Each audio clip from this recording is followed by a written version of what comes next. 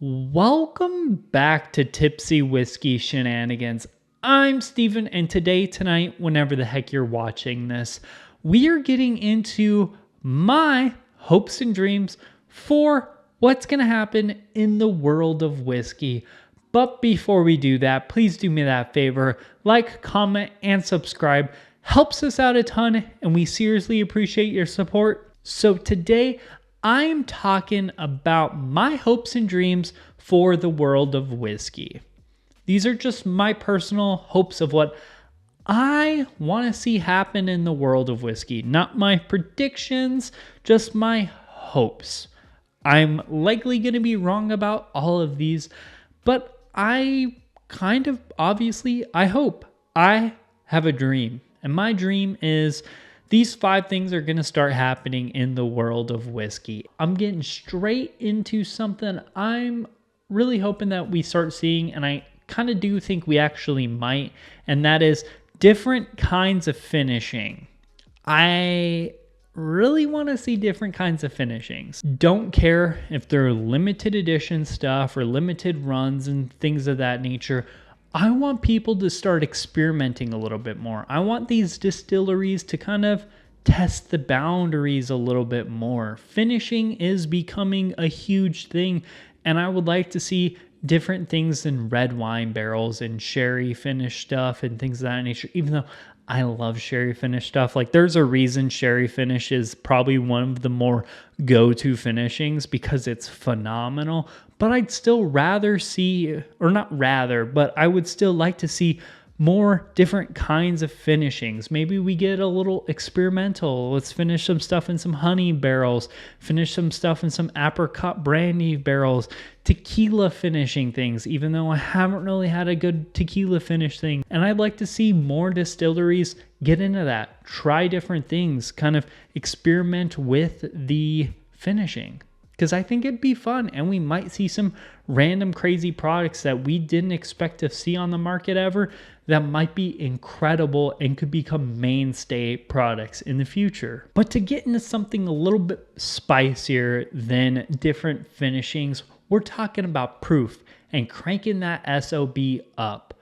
I would like to see more proof products, more high proof products. And what I mean by that is I would like we'll call it the distilleries or distillers who just release their products at, low proof, like 90, 94, so on and so forth. I'd like to see a lot of them release an offering that is higher proof. Obviously, it's going to cost more. It's probably going to be more limited, but I'd like to see some higher proof renditions of their products as well. We've fallen in love with a lot of these low proof products, and I would like to see them all at higher proof. Russell's 10, higher proof. Let's crank that SOB up. I think that would be fun. And in the line of kind of shaking things up, on top of that, I would like to see some more age statements come back. I know we lost the Knob Creek 9 there for a little bit, and we got it back, and Knob Creek got better because of it. It just got better. Without the 9, it was turd juice. With the 9, much, much better. So I'd like to see some age statements return. Maybe we start age stating some other products, start age stating maybe even the Elijah Craig small batch again. Maybe not with the 12, maybe a 10, 9. I'd take a 9. I'll take a 9. I want to see some age statements come back.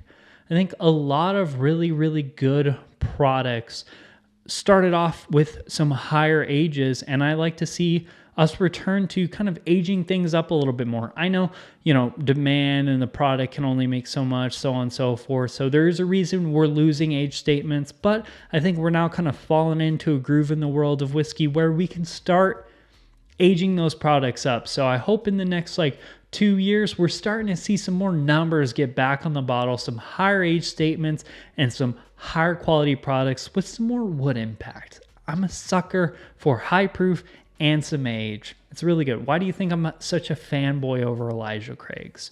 And to completely 180 this entire video, I want to see more craft. One of the biggest things I love about going and traveling around the country and things of that nature is stopping by the local craft distilleries in that area. I've tried a lot of bad whiskey, not gonna lie, but I've also had some really freaking good whiskey, especially in my local area because I've been able to really like hone down and taste them. I found some really, really good brands that are staples in my collection now because I spent some time hunting and trying different craft distilleries around me, and I found some really, really good stuff around me. And going traveling, I've found some really, really good craft bottles that I've never even heard of. I would like to see some more craft distilleries come up, start making some new things, maybe step out of the box. Again, try new things. Don't double oak everything though. Don't do that. Come on, you're better than that. You are better than that. And in that same note of wanting to see more craft and new, different, interesting things, I would like to see different kinds of mash bills. You know what I mean? I want to see mash bills with some fun stuff going on. Maybe some different kinds of grains, some grains that not a lot of people use. I know like where a lot of the bigger distilleries are just starting to like kind of maybe look into doing some American single malts. You know, they're looking into different grains, but they can't pivot as easily. I would love to see them start making some different kinds of mash bills though. I know like, for example, one of my favorite American single malt producers, Westland, the thing that separates them from a lot is that they have some chocolate malt in their mash bill. And that stuff is amazing. It adds this nice chocolatey explosion to the malty flavor profile, which really, really goes well with chocolate. It's fantastic. One of my local craft distillers, they add some chocolate malt to their bourbon and it creates a chocolatey, desserty bourbon, and it is really, really good.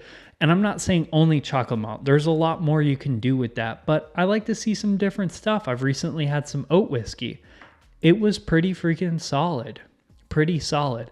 I've heard a lot of bad things about some other oat whiskeys that were released by some other companies and so on and so forth, but I'd like to see some companies start releasing different kinds of mash bill products because I think it's all fun. It's a labor of love, and I would love to see some different kinds of stuff coming out from different kinds of distilleries. And on that note, a really short one, I'd like to see a little bit more light whiskey in the world. I haven't had a lot of light whiskey. I'm pretty sure it's all been sourced MGP light whiskey too, but the stuff I've had that's at like 14, 15, 16 years old is amazing. It's honestly like, it's speechless how freaking good it is. And it's usually on the cheaper side for like a higher age product. I know it obviously impacts differently and so on and so forth, but it's some really freaking good stuff. So I'd like to see some more light whiskey. But that is basically my dreams. Honestly, my dreams is just kind of, I want to see new, different, wild, crazy stuff. I don't want the whiskey world to get stagnant. I want things to remain exciting, you know? It's exciting when you try new things and you explore new things, and when a bunch of distillers are just sourcing MGP or making bourbon with relatively the same mash bill. It's not as exciting to try new things instead of like, hey, this is this new weird mash bill, or hey, this is this new kind of finish, or hey, we, age this in a super hot climate. Like, what did it turn out like? Experiment, have fun. I'm excited to see what the future holds. Do I think this is what the future holds? No, but this is just kind of what's on my mind. Do me that favor though, since it is the end of this video, like, comment, and subscribe. Let me know down below what you thought about my hopes and dreams for the world of whiskey, as well as what are your dreams for the world of whiskey? What would you like to see? What would you like to see? Also, check out the Facebook, Instagram, and the Patreon. Links for all that stuff are down there below as well. Again, that is a wrap for today's video. Cheers, y'all. We'll see you later.